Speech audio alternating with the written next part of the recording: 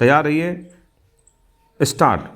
महोदय, भारत में दरिद्रता का साम्राज्य था, इसलिए स्वामी जी ने आध्यात्मिक शिक्षा के साथ साथ दो मुख्य आदर्शों कर्म ही पूजा है तथा मानव सेवा ही ईश्वर सेवा है की शिक्षा भी प्रदान की। स्वामी जी ने विश्व भ्रमण करके देख लिया था कि नई मानवता कितनी उच्छाल एवं बलवती है। स्वामी जी बार बार कहा करते थे कि भारत का कल्याण शक्ति की साधना में है।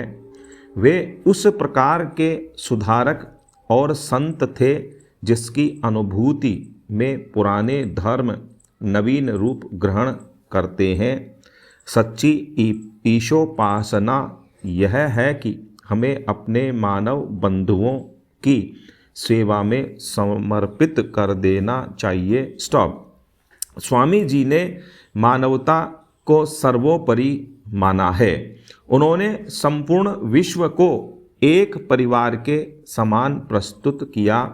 शिकागो के सर्वधर्म सम्मेलन में सभा को संबोधित करते हुए कहा, मेरे अमेरिका के भाइयों और बहनों, स्वामी जी का संदेश था कि आपस में मिलजुल कर रहो और इसी भारतीय एकता के महत्व को स्वामी जी ने बड़े ही सुंदर ढंग से समझाया है। मन से एक बनो, विचार से एक बनो। मन से एक होना समाज के अस्तित्व का सार है। जीवन का धर्म आदान प्रदान है। धर्म व्यक्ति और समाज दोनों के लिए उपयोगी है। स्वामी जी ने सब धर्मों को एक समान नीति का प्रवर्तक माना है। कोई धर्म छोटा अथवा बड़ा नहीं, दोष किसी धर्म में नहीं, अपितु धर्म के गलत विश्लेषण में है। स्वामी जी ने कहा कि हमें धर्म का आधार नहीं छोड़ना चाहिए। याद रखो, यदि तुम पाश्चात्य भौतिकवादी सभ्यता के चक्कर में पड़कर आध्यात्मिकता का आधार त्याग दोगे तो उसका परिणाम होगा कि 3 पीढ़ियों में तुम्हारा जातीय अस्तित्व मिट जाएगा, क्योंकि राष्ट्र का मेरुदंड टूट जाएगा। उनकी महान मानवीयता और सच्ची सार्वभौमिक भावना हमारे दरवाजे पर दस्तक दे रही है। मृत्यु भय कभी कभी मनुष्य को सताता है।